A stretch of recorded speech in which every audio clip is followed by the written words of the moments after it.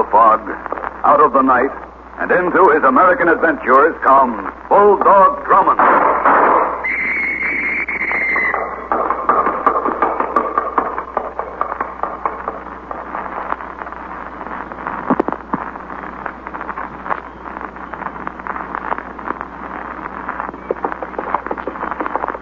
It was a typical bright spring morning. I was out for a canter in the park. As my horse jogged along the elm-lined bridle path, I remember thinking to myself that nothing could possibly mar the peace of this morning. It was a comforting thought, but as usual, short-lived. Help! Stop it, please! Help! Stop it! Help! She passed by in a cloud of dust. Quickly, I spurred my mount into a gallop and started after her. As we sped around a bend in the path, I pulled up alongside the runaway horse, reached out, and grabbed the reins. Whoa! Whoa there! Whoa! The champing animal balked for a while, and then gave in and came to a stop. I dismounted. Her body lay limp in the saddle. I lifted her down carefully. As I carried her across the bridle path toward the green, I looked down at her. Her fine-featured, pallid face was set in a gilt-edged frame of honey-colored hair. That Prince Charming to the rescue feeling came over me. And then the sleeping beauty in my arms broke the spell. You can put me down now. What's that? Put me down, please. Oh, you're sure you're all right? I'm all right. Very well. There you are. Thank you. Might I suggest that the next time you go for a ride, you pick a less spirited horse? This animal and you don't appear to see eye to eye. Oh, Raven is all right. Well, does he usually take you for such an exciting run? I had him under control all the time. Frankly, it didn't look that way. It was an act. The whole thing was an act. Really? I wanted to get your attention. Well, you certainly did.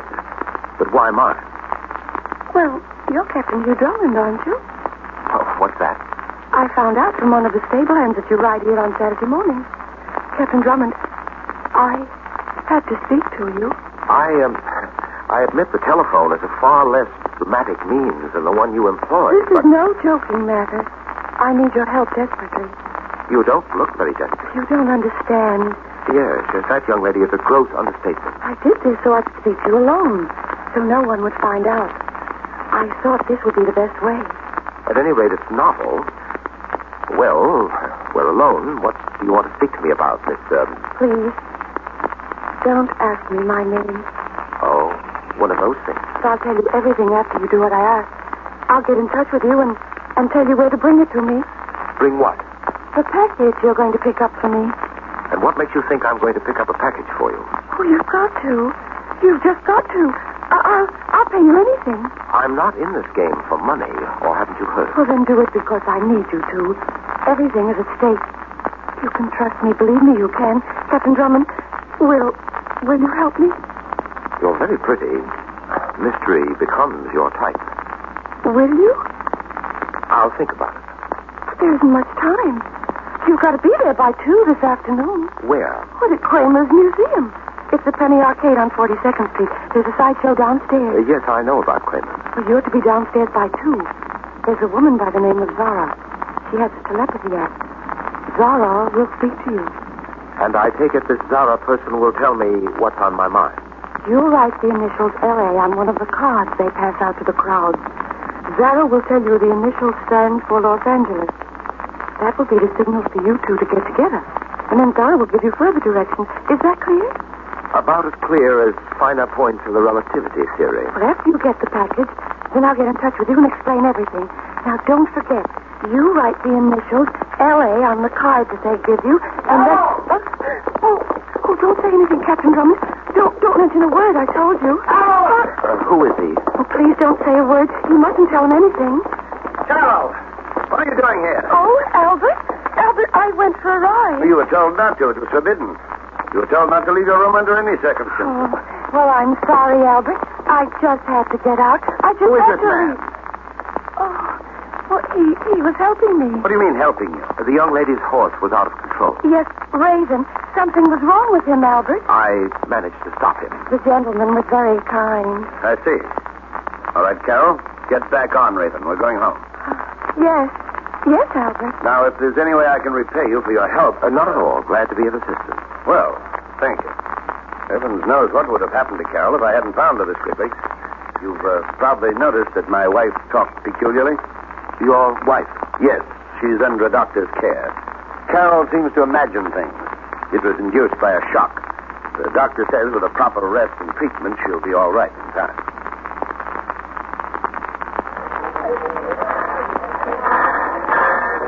I phoned Denny and had him meet me at Kramer's museum. The street floor of the museum was the usual penny arcade with the usual variety of coin machines that ranged from hand grip testers to 1-minute views of flickering Max Sennett bathing beauties. In the rear of the arcade was the usual shooting gallery. And Denny, as usual, was concerned. Really, Captain Drummond, sometimes I don't understand you at all. What is it this time, Denny? Why do we bother coming here to this place? You told me yourself that the woman's husband said she wasn't just right. So he did. And that fantastic story she told you about getting information here about a package. What package? She didn't say. There, you see, that's just what I mean. It doesn't make any sense, not a bit. But that sign over there does. That placard to your right. See, Zara, the mental marvel, in the Hall of Wonders downstairs. Next performance at 2 p.m. Zara, well... You see, Denny, there might be some sense to this excursion of ours after all. Well, that still doesn't prove anything, sir. No, but just the same, I'm anxious to see if Zara and I have some thoughts in common. Come along, we'll go downstairs. Very well, sir. Hey, mister, hold on a second. Yes? Here, you dropped this envelope. Oh, but, Gotta be more careful, mister. I say, wait, just a moment. He's disappeared into the crowd, sir. Yes. And this envelope isn't mine. Oh, but you see, so definite that it belonged to you. Well, What is it, sir? no wonder he was so definite. This note in the envelope is addressed to me. Really? What does it say? Drummond, stay out of this. Mind your own business. Otherwise, you get what's in this envelope. But what's in the envelope, sir? Well, that, Denny, I take it as a reference to this little item enclosed with a note. Here, look at it. Wait. Captain Drummond, that's a bullet. And now, ladies and gentlemen, presenting to your amazement, our next attraction on the platform to my right, Kim Chan, the Oriental juggler. Man of 1,000 tricks, framed my audience throughout the world. I suppose it was a matter of amateur detectives walking in where professionals fear to tread. Despite the warning note and its accompanying cartridge, Denny and I went downstairs to the Kramer's Museum Hall of Wonders. It was a dingy, smoke-filled room with a series of shoddy platforms placed about. We waited impatiently as the listless Barker conducted the onlookers from one dull attraction to another. And then at last, we moved with the crowd to the front of the platform where the silver letters on the black curtain spelled out, Zara, the mental marvel. Zara, ladies and gentlemen, the Wonder Woman who reads your mind, the little lady who knows your every thought. I see the gentleman's collected the cards upon which you've written your question. Now, Zara, the mental marvel, will astound you with her ability to delve into the recesses of your inner life. If she were able to delve into mine, sir, she'd know that I'd prefer to be safe and sound at home rather than quiet. Card here upon which is written the initials L.A. Well, that's yours, sir. The person who wrote these initials wishes me to answer a question in relation to a city. Will the person who wrote the initials speak up, please? I wrote the initials. Thank you, sir. Am I correct? So far. Gentleman wishes some information about the city of Los Angeles. Am I right, sir? You're quite right. Gentleman desires to know if the trip he plans will meet with success. Will he find what he seeks? Well, will I? I can only see that the gentleman is headed in the right direction. The rest is not clear yet. The gentleman will remain for a moment after my performance. I shall be happy to discuss the matter with him. Very well, I'll wait. Thank you, sir. Now, I have a card here upon which is written the question, where will I find...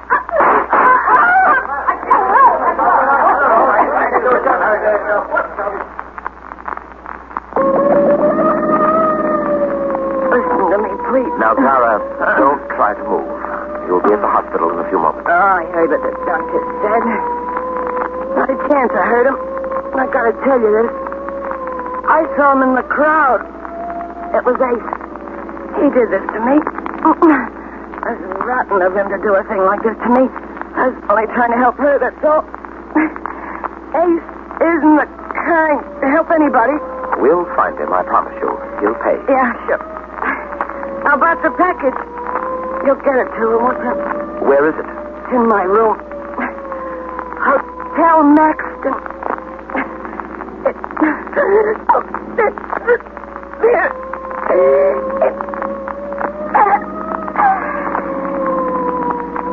Denny?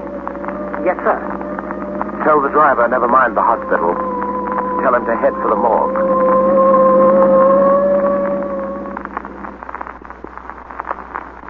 I'll return in a moment to continue our story.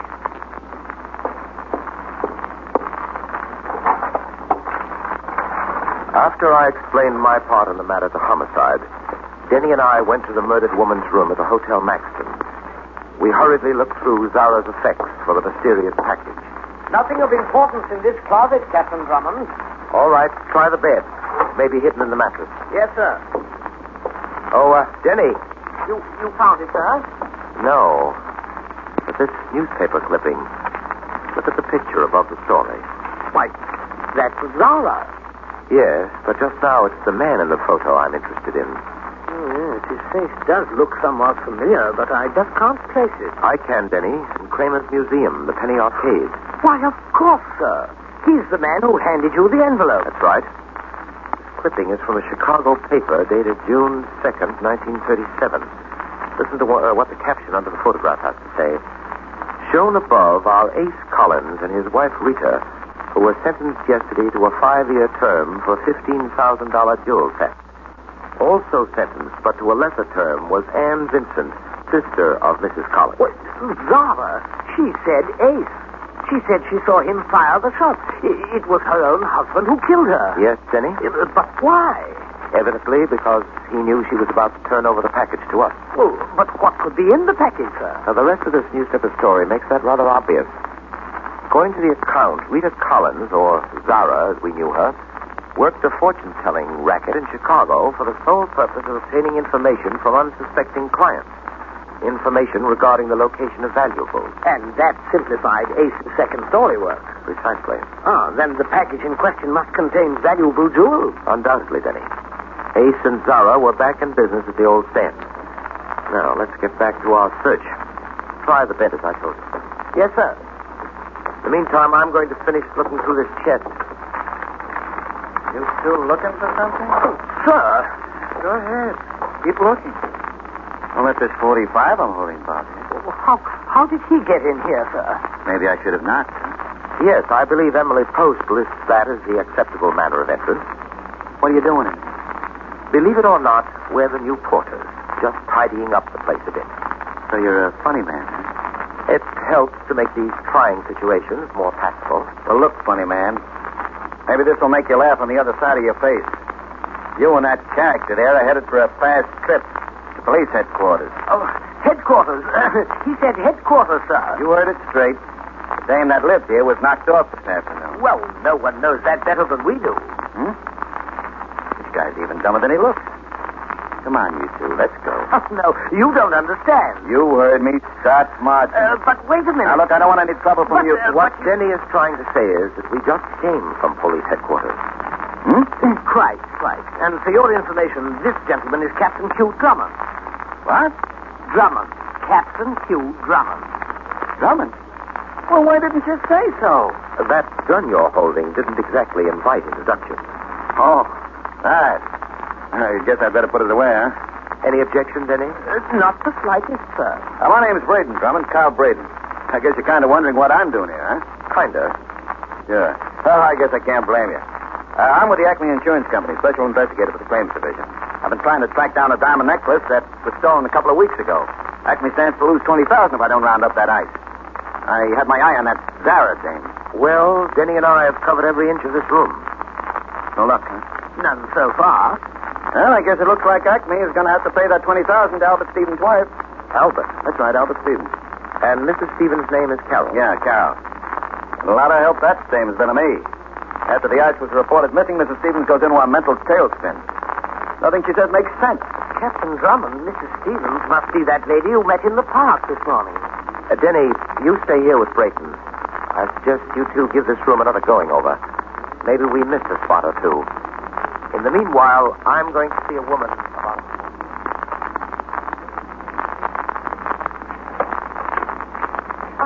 Sorry, I'm late, Captain Drummond. But I had to be sure Albert didn't see me come out. Where's your husband now? Oh, he's in the library. Very well. Get in, Mr. Stevens. We're going to have that talk I mentioned. But there's nothing to talk about, Captain Drummond. Would you rather I discuss the matter in Mr. Stevens' presence? Well, all right. But please, I can't stay long. If Albert finds out that I'll I be left as brief as possible, Mr. Stevens. I want the truth, all of it, unvarnished. What do you mean? Why did you want me to pick up that package? And what was in it? Package? I don't know what you're talking about. You know very well what I'm talking about. What was in that package? And what is the connection between you and Zara? Zara? I don't know anyone named Zara. See here, Mr. Stevens.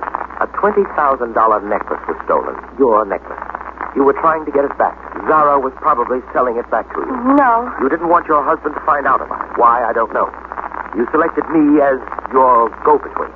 I was to get it from Zara, then bring it to you, and no questions asked. Isn't that it, Mrs. Stevens? Isn't it?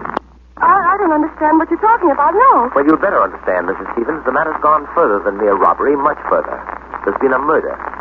Murder? Yes. Zara is dead. Zara? She was murdered this afternoon by her husband, Ace Collins. No. I was with her when it happened. No, she couldn't be. Zara's not dead. She couldn't be dead. You seem concerned, Mrs. Stevens. Yes. All right, Captain Drummond, I'll talk. I'll tell you everything. Why this sudden change? Why? Zara was my sister. That's why, Captain Drummond. She was my sister. No.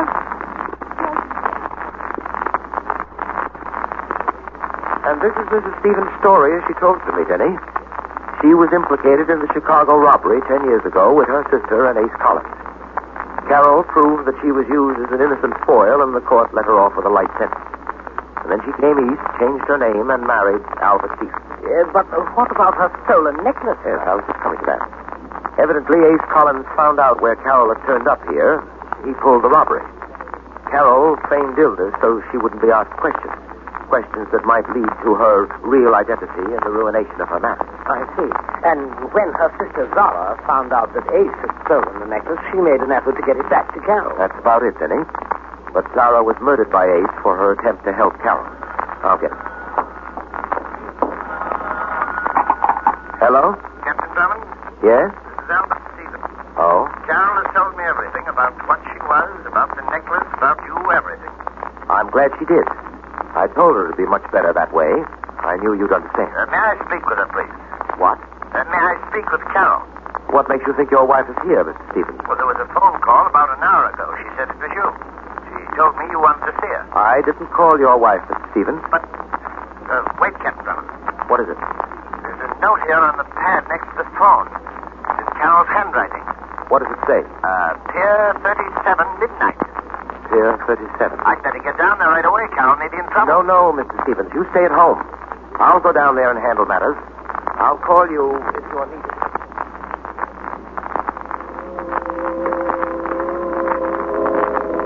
Keep walking. What? Do like I tell you, Drummond, just keep walking to the river. The voice sounds familiar. How does the face look? Familiar. Ace Collins. You're kind of stupid, Drummond. You should have laid off like I told you in my note. Oh, yes, I recall. There was a cartridge enclosed. Yeah, but now the shell ain't in an envelope. It's in this gun. Where's Mrs. Stevens? In the river where you're going. She had a big mouth like her sister's. I closed them both up for good. Now it's your turn. All right, hold it. Take a look down there at the water, Drummond. That's what you're going to take a dive at. And you're going to think fast because I'm going to load you down with a back full of lead. So long, copper. Now you take that dive.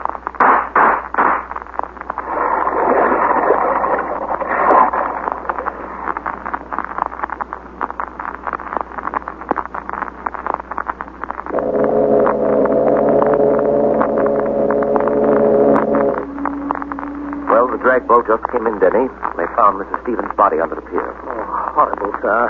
And just think, you might have been at the bottom of the river, too, if not for a stroke of sheer luck.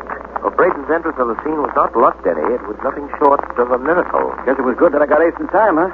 How did you ever, in heaven's name, happen to be down here at the waterfront? Like I told Drummond, I called the Stevens house. Mr. Stevens said Drummond was down here hunting for his wife. So I came on down to lend a hand. Just when I get here, I see Ace and Drummond over near the edge of the pier. I see Ace's gun flash in the moonlight. I figured what was up. So I let Ace have it, and he goes into the river. Well, Braden, as they say, one good turn deserves another. I'm going to repay you for what you've done. Denny. Yes, sir. Did you bring it with you? I did, Captain Drummond. Here it is. Show it to Braden. It's the necklace. The Stevens necklace. That's right. Where did you find it? In Zara's room at the Hotel Maxton. What? Well, but you said it wasn't there. You said you covered every inch of the room. I found it in the drawer just as you walked in. I managed to slip it inside my coat before I turned around. At that time, I wasn't taking any chances. I wasn't trusting anyone. You couldn't blame me, could you? Yes, I couldn't. But you certainly proved yourself, Brayton. There's no doubt in my mind now where you stand. Well, I suppose that about winds the matter up. Yeah, I guess it does that, Drummond. Except, of course, for a few minor details. How do you mean? Brayton, I was on to you quite a way back. What are you talking about? Murders. 3 of them. The 2 you had Ace Collins commit, Zara's and her sister's, Carol Stevens, and the one you yourself committed tonight, the killing of Ace Collins. What's the matter with you, Drummond? Where do you get that stuff from? You crazy? I saved your life. Ace was going to kill you. I got him in time. You saw it yourself. You'd be a dead duck if it wasn't for me. How you talk like that? Saving me, Brayton, was part of a scheme to do away legally with your trigger man. I admit it looked good. Extremely good. Look, Drummond, will you cut this gag out? A joke's a joke. You placed the suspicion squarely on yourself when we first met in Zara's room. At that time, you mentioned Zara's murder. It was rather unusual that you should have been aware of that fact, seeing that I'd reported the homicide only about 20 minutes previously. What about the wire from Chicago in reply to your inquiry, sir? Oh, yes, Denny, thank you. Another incriminating detail, Brayton. 10 years ago, you were on another stolen jewel case. You recovered the jewels through an underworld contact. Your company was quite willing to pay the $5,000 to get the gems back by that method, rather than run the risk of paying the full insured value. Unfortunately, that case backfired, and Collins and his wife were picked up by the police later. It must have cost you a good deal to keep them quiet. No comment from Braden, sir. I take it you were accurate in every detail. Is that all, Captain Drummond? Just about, Denny. Except for one thing. What's that, sir? Well, Denny, it doesn't take a mental marvel to grasp the unhappy thoughts which now lie heavy in the recesses of Braden's inner mind.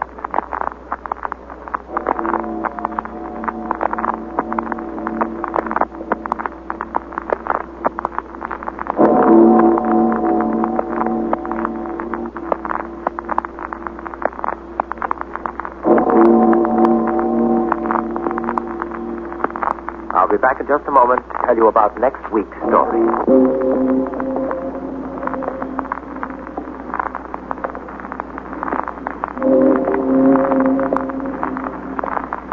A painting of an unusually beautiful woman attracts my attention and subsequently leads me along a path where murder and violence prove to be the milestone. At the end of the trail, I learn that artwork has a surprising touch when death paints the portrait. Be sure to listen, won't you?